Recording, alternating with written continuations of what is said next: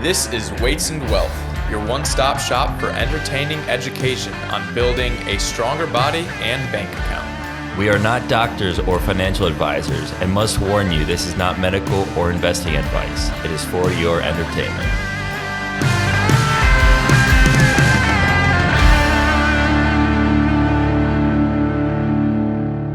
Welcome back to Weights and Wealth for a quick episode here as the football season is about to begin. This will be a pretty short episode on our optional sixth F, football. We got faith, fitness, finances, family, freedom, and occasionally we do a football episode. The shout out for this episode, Nick, would you like to do the shout out or would you like me to do it? You got it. All right. The shout out for this episode is Kyle from Vancouver, Canada. He shared episode 99, which was our episode right before the NFL draft with Casey from FF Dynasty. And he shared that with his fantasy league. So Kyle, thank you for sharing that.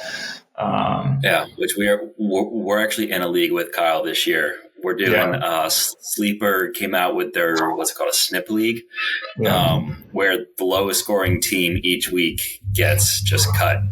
And I believe Ted's brother Jack is projected to be cut week one because he decided to draft only injured players, injured or suspended week one.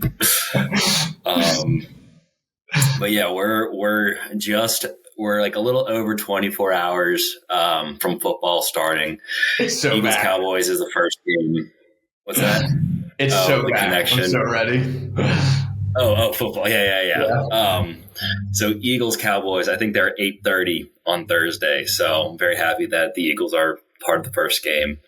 For those that don't know, Nick is an Eagles fan and I'm a Packers fan.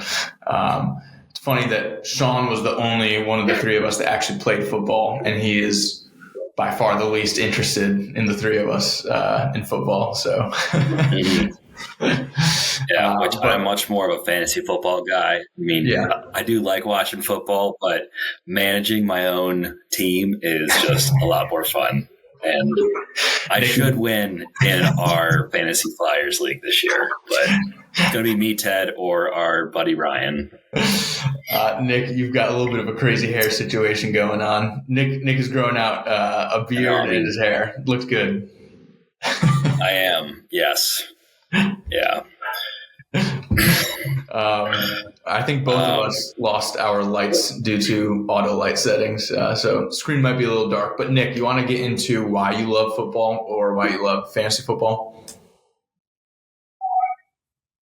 Well, I like fantasy football a lot because I feel like I'm like building and managing something and like it's actually difficult because I'm competing against my friends who also are decent at that. I mean, my team is by far the best in my opinion this year. So maybe it's not that difficult.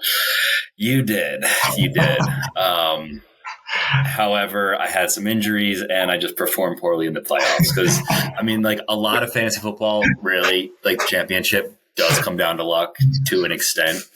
I mean, like making the playoffs and having a team that can make the playoffs is, I mean, more so skill. But then once you're in the playoffs, there's a lot of variation that can happen from week to week.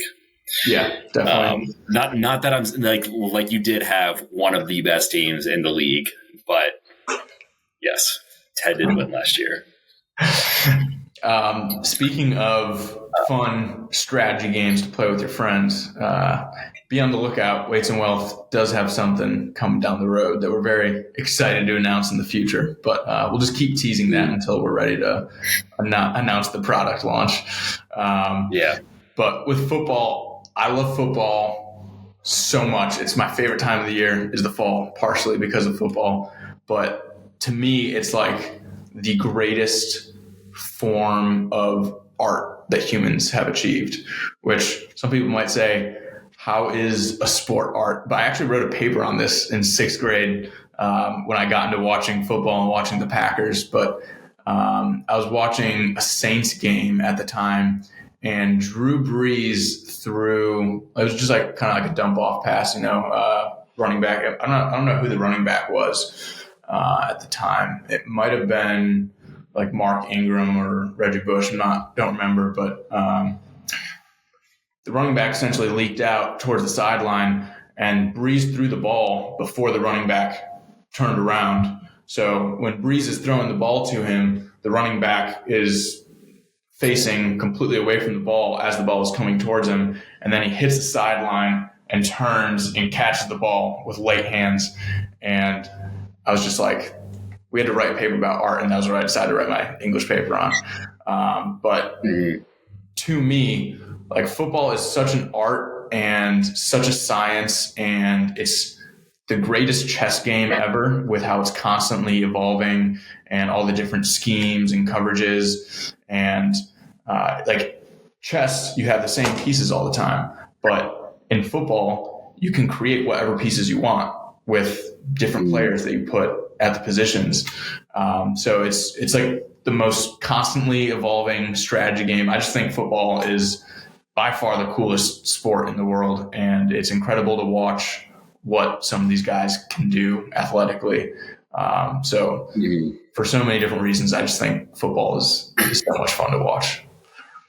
And the fantasy football is pretty fun too. It is, yeah. The greatest piece of art I have. What's that? A little supplemental income. Yes, it is. But the greatest piece of art I have ever seen was Jerimyah Love's run. Yes, he's the running back for Notre Dame. I think it's when they were playing Penn State in the college football playoffs. Yeah, I could be wrong on that, but you just think he's about to be tackled like 5 times, and he somehow gets to the goal line and scores. You went through like 6 guys over the course of like 7 or 8 yards. Nick, I'm gonna pause. But yeah, I thought that was a piece of art. I'm gonna pause this and just pull up that video because it is so crazy. So I'll pull it up so we can watch it, and I'll sew it into the video here. So here we go. I mean, I have already watched it so many times that I think he breaks like 7 tackles here. It is so crazy. Gets turned around backwards, starts driving forward. He's basically he's crouched, completely crouched backwards. Yeah. Gets hit here by, I don't know if that's Abdul Carter. He gets hit there. Just turns his legs and keeps going. 2 more guys hit him, and he stays upright. And like you said, he goes like all the way down, like he's bent completely over, and somehow gets his shoulders back up, and then lunges for the goal line. That play is one of the craziest plays. The slow mo and the music is great. Yeah, it makes it. But then, like Ted also mentioned, like I guess like the skill of coaching in football is huge too. Because like the coaches kind of have the power to like develop schemes and just try to outsmart like the defense, where most sports can't really do that as much. Because like they tend to be more continuous, whereas like football, like you just start and stop. And like I kind of think of it as like 2 generals just kind of making moves, like tactical moves. It absolutely is. There are like obviously some parallels and differences with football and war, and a lot of times you'll hear the players or the analysts like use a lot of warfare terminology when they're talking about football. But it really is like 2 generals just kind of manipulating their battlefields on offense and defense and special teams. And it's super interesting. And if you start to understand like schemes and coverage and stuff like that, it makes you much better at fantasy. This is, I think, how I won our fantasy league. And I wound up being like plus $900 on fantasy / betting last year, because I recognized a couple of years ago that the league was just adopting the cover 2 high shell on defense, because all these offenses were generating all this passing volume and hitting deep throws. And so because of that, all these teams started playing too high shell, putting their safeties deep. And when I saw that happening, I was like, okay, I'm going to stock up on running backs in fantasy. Only had one good wide receiver, Amon-Ra, but built a roster of 4 top 10 running backs through a bunch of trades. And running backs started scoring more points relative to receivers than before over the last 2 years because of that. So once you can start to understand more of like the strategic elements of the game and how the NFL is moving in cycles, that'll help your fantasy teams too. If you're like that into football, if you're not that into football, then it's just more what players do you like and stuff like that. But Nick, let's move into. We're just going to go division by division to finish the show here, and Nick and I will each just grab like a team or some players that we're really excited to watch this year from each division, and then Nick, we can also cover who we think will win the division. So, AFC North. Do you want to start or do you want me to start? Sure. So I'm excited to see DK Metcalf and Rodgers play together. Because, DK has been, like, he is a very good player, but he was hyped up to be, he's a physical freak.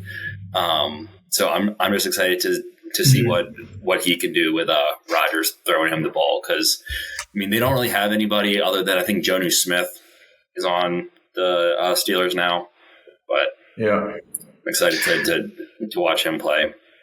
Yeah, they definitely don't have a ton of weapons on offense. Their tight ends it's a pretty crazy room with Jonnu Smith, Freiermuth, and Darnell Washington, who isn't involved in the passing game as much. But I'm definitely going to be watching the Steelers just because if you can watch Aaron Rodgers, you need to watch Aaron Rodgers. He's that good and that much fun to watch. So from the AFC North, I didn't watch that much of the Ravens last year, so I'm probably going to try to watch them a little bit more because we probably only have a year or two left of Derrick Henry, and he's pretty incredible to watch. So I'll probably try to watch a little more Baltimore and Pittsburgh than I have in the past because it'll be really fun to watch Rodgers to DK and just watch Derrick Henry do his thing. Who do you have winning this division, Nick? Ravens. I feel like the easy choice is the Ravens. Yeah. Just with Lamar, Derrick Henry. Both those guys are just incredible. Cleveland spent $1 billion on their offense this offseason. But I still think that the Ravens are going to win it. Yeah, Pittsburgh did spend a ton of money. It seems like they're going for the Super Bowl. And Cincinnati spent. I was talking about the Bengals. Yeah. I don't know if they're going to be able to fix that garbage can of a defense. But I've got Pittsburgh winning it. Yeah. Gotta go with my guy Rodgers. But yeah, all right. Moving on to the AFC East, you got Buffalo, New England, Miami, and the Jets.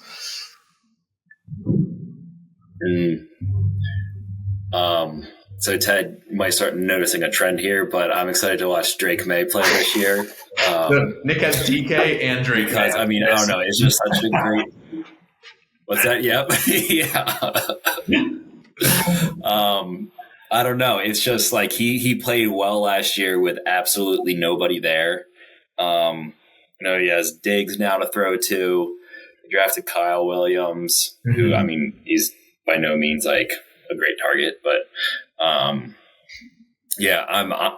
just excited to see what he does with the offense because he, was put in a terrible situation and he played well last year.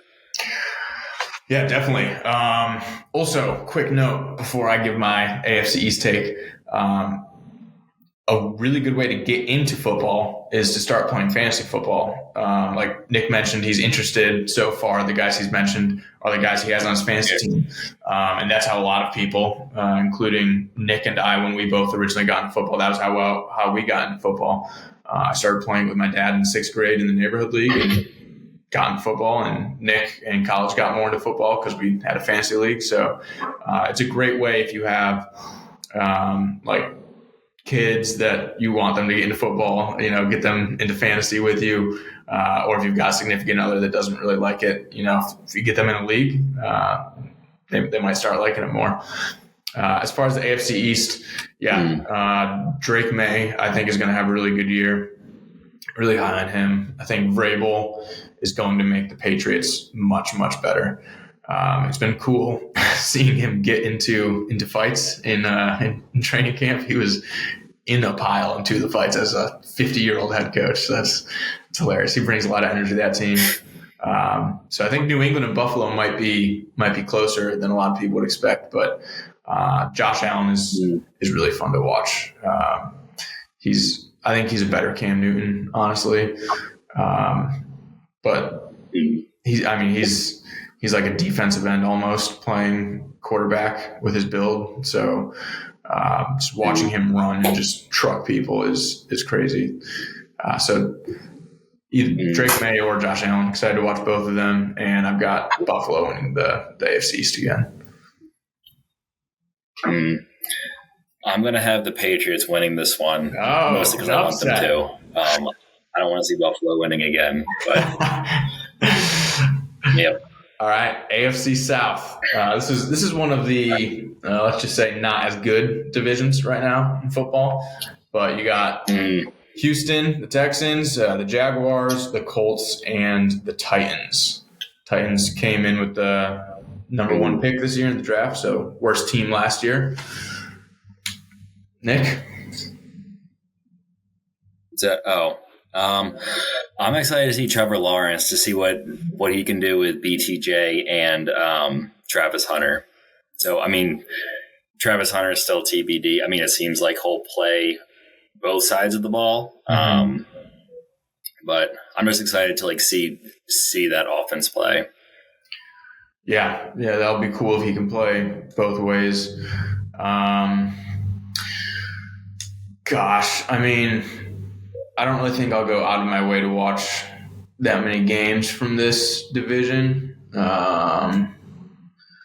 But I guess I'm a fan of good defenses. So Houston's defense, really, really good. If they're good again, that'll be fun to watch. So I guess Houston's defense, and I really, really like as we said in episode 99 before the NFL draft, I was talking about both of the Iowa State wide receivers, Jaden Higgins and Jalen Noel. I really liked both of their tape and thought they were going to get selected pretty high in the draft. And Higgins went a lot earlier than a lot of people expected. So I guess watching those receivers develop and see if they become really special talents. Winner, is a toss-up. I'll go with winner. Houston. I'm going to say the Jags. Okay. Nick, you should put a parlay together for this. What are you saying? Texans? Yeah, but Texans. Your parlay would have a pretty far odds. It'd be a big payoff. Quick note on gambling. If you are going to gamble during the season, the weights and wealth recommendation would be to gamble how we gamble, which is only putting $1 or $2 down per bet. That way it's still entertaining. You can win a lot of money if you do a parlay, or you can win a little bit at a time, but you're not spending anything that you don't have. A lot of people, when they gamble, they gamble too much. It's referred to as like a unit size. Like a unit is how much you place on each bet. So if your unit size is like $1 or $2, it can make the games that you might not necessarily have a team or a player rooting for. It can make those games more fun without getting you into any kind of trouble. All right, here we go. This is my division. NFC North. You got the Packers, the Lions, the Vikings, and the horrible, terrible Bears. Nick, thoughts? I'm excited to see play. I'm excited to see what goes on the Bears, who's getting the ball thrown to them, because they have so many options. Mm-hmm. And I don't know if Caleb Williams has another bad year. I don't think it looks too good for him. So yeah, I don't know. Yeah. I think Caleb Williams was very overrated coming into the NFL. We'll see. He's got Ben Johnson now, so maybe he can fix him. But I'm obviously super excited to watch the Packers, especially with our new acquisition of Micah Parsons. Our defense should be much better. We had a lot of trouble with the pass rush last year, so super excited about that. We don't have Rodgers anymore. We've got Love, so expectations are a little bit different every year. But I think this team can go really deep and make a good run with the addition of Micah Parsons. Yeah, I think the Packers will win this division. Yep, I'm going Packers too. All right, Nick, this is your division. Also, pops off tomorrow night with Eagles versus Cowboys, and then there's also the Commanders and the Giants. Most excited to see Saquon run for another. What did he hit last year? Almost 2,500 yards or something. No, it was. I think it was 2,400 something. Yeah, I think rushing and receiving, he was like 20, including the playoffs. I think. Yeah, it was. I mean, it was close. If he had played the last game, he could have done the record. But he set the record for the most rushing yards ever, including playoffs. No. Including playoffs. Okay. But I think the Eagles will win this. Yeah. Yeah. I'm gonna go. I think the Eagles will win this fairly easily. Yeah, I'm gonna go with the Giants for the win. No, I'm kidding. I'll probably take the Eagles as well. Top 2 or 3 offensive line and defensive line in the league. That's a winning formula right there. That's how you win. So Eagles, but most excited to watch the Giants. As I said earlier, I love watching good defenses, and I think the Giants' defensive line is up there, top 3 in the league, potentially.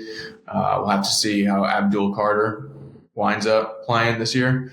But I think the Giants' defense could be really, really good. So at least in the front end there. So we'll see about that. But I'm super excited to watch Scattaboo and Neighbors and then eventually Dart. So I'm pretty high on the Giants. Corey Krosky, Merritt. Yeah, Bill. Yeah. Bill. You on the JCM hype train? I was before the JCM hype train. So I had Corey Krosky Merritt up in my. I'm not gonna say he was like a top 5 running back when I was watching film, but he was up there around number 10 for me. I had him just slightly. I was really down on Henderson just because I felt like he couldn't really break any kind of tackles or contact in college. But I had him just a few slots behind Travion Henderson when I was looking at tape going into the Dynasty season before the draft. So I was very high on Corey Krosky Merritt, and I have him in almost every Dynasty league because no one really knew who he was. And I liked him, so I was able to get him towards the end of every draft. And, then the news broke a few weeks ago that they were trading Brian Robinson Jr. and Bill is the running back of the future. So, that'll be exciting to watch. See if he takes over Eckler's job or what happens there. But whenever I talk to Giants fans, I say on the NFC South. Oh, okay, yeah, NFC South. All right, so we got the Falcons, the Bucks, the Panthers, and the Saints. We'll pour one out for our good friend Pat Rabbit, a Saints fan. Unfortunately, he's probably going to have a tough year. Bucks are favored to win the division. Nick, what have you got here in the NFC South? I want to see Bryce Young continue to get better, and I want to see Baker have another great year because he was hurt by the Browns, by being on the Browns. But winner, pretty easily the Bucks, I think. I don't think it'll be very, yeah. All right, I'm going to fight you on that. I'm going to go Falcons for the win.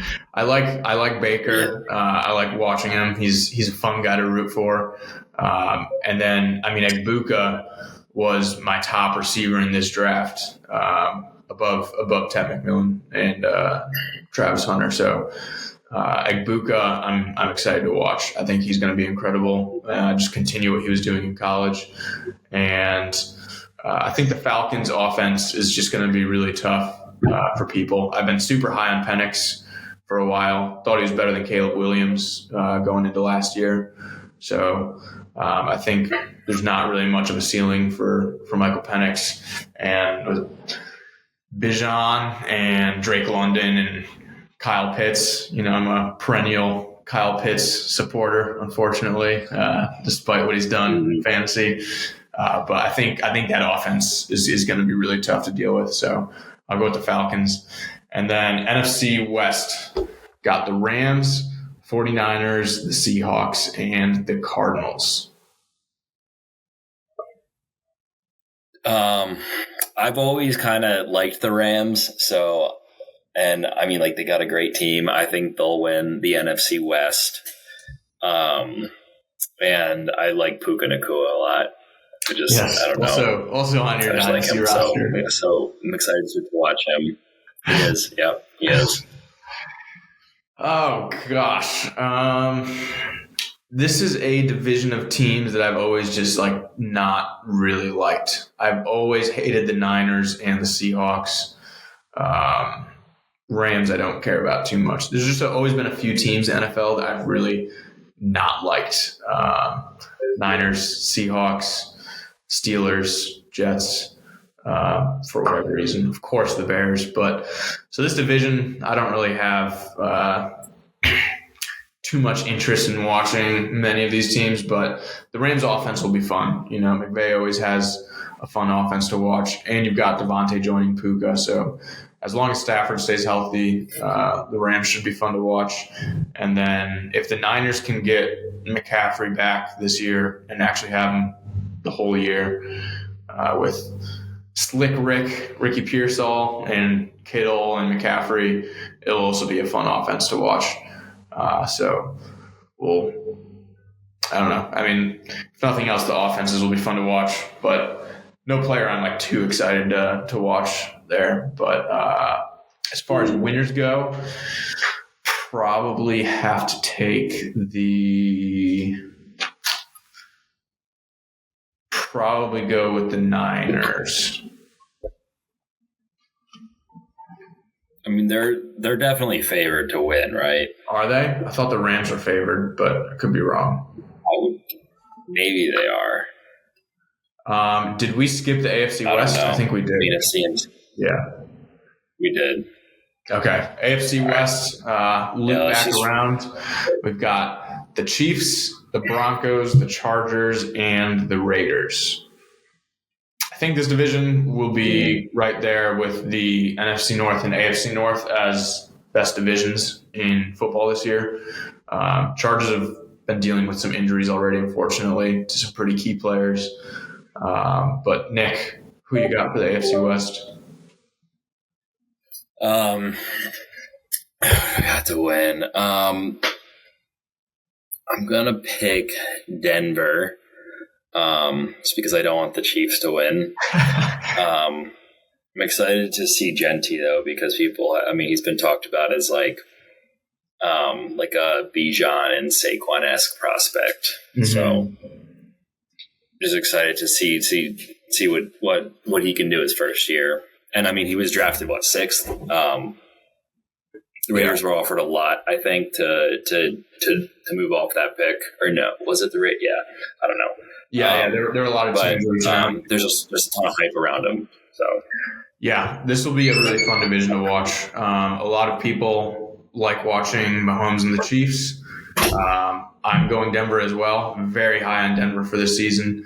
I think they will have the best defense in the league as long as they avoid any major injuries, but they did last year, and they only added talent from the 49ers. So I think the Broncos, they also improved their offense.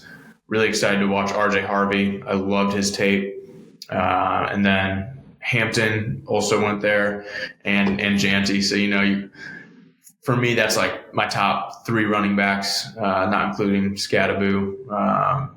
But post-draft, that's basically my top 3 running backs, all going to the AFC West. So really excited to watch some of those offenses. And I think Denver will be a pretty incredible team to watch this year, especially if Bo Nix gets even better than it was last year. So, yeah. AFC West is going to be dog fight. Who do you have for your Super Bowl prediction? Super Bowl prediction? Oof.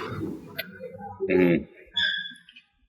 Well, other than the Packers, you can't take the Packers. Okay, so I can't take the Packers unless you can't take the Eagles. Is that what we're doing? I mean, the Eagles are probably the favorite to win. So, okay, fine. All right, we can't take our own teams. Okay. Let's see. From the AFC, I'd say either the Broncos or the Steelers. I'll go with the Broncos. Then for the NFC, can't take the Packers. I'll go. I mean, it's so hard not to say the Eagles. They're just so dominant. So I'll go Eagles, Broncos. What about you? Okay. I'm gonna go Ravens, Packers.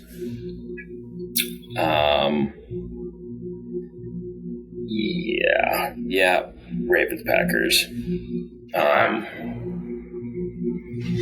Then sleeper, I'm taking the Patriots.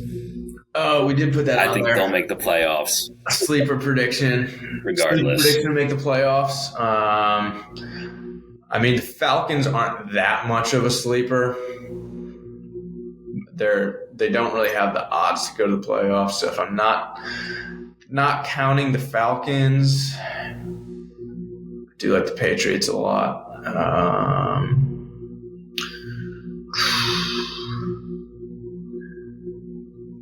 I feel like outside of the Patriots, if you look at the teams that aren't favored, like I don't think Cincinnati will get there, or Cleveland, or Miami, or the Jets. I guess Jacksonville, I could see getting there. I don't think they will. No to Indy, no to Tennessee. The AFC West is where it gets interesting. Like with Pete Carroll there, I could see all 4 of those teams getting into the playoffs.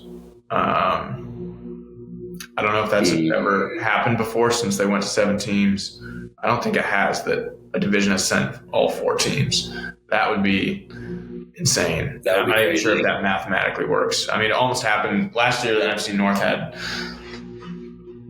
Packers, Vikings, and Lions all on top there pretty much. But I guess if we're going like a super sleeper, I'd put the Raiders. But I don't think that's very likely. Okay. But yeah, I like the Patriots pick as a sleeper. And then the Falcons would be like my not very much of a sleeper, but not favored right now. All right. Well, that is it. If you're like us and you're just waiting for these games to start and the football season to begin, then I guess we'll be there soon.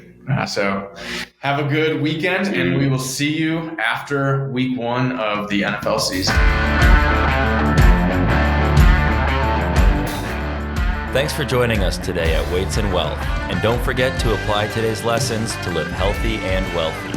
If this conversation will contribute to your fitness and financial gains, please share it with a friend or family member and give a 5-star review so more people can lift bigger weights and get bigger bank accounts.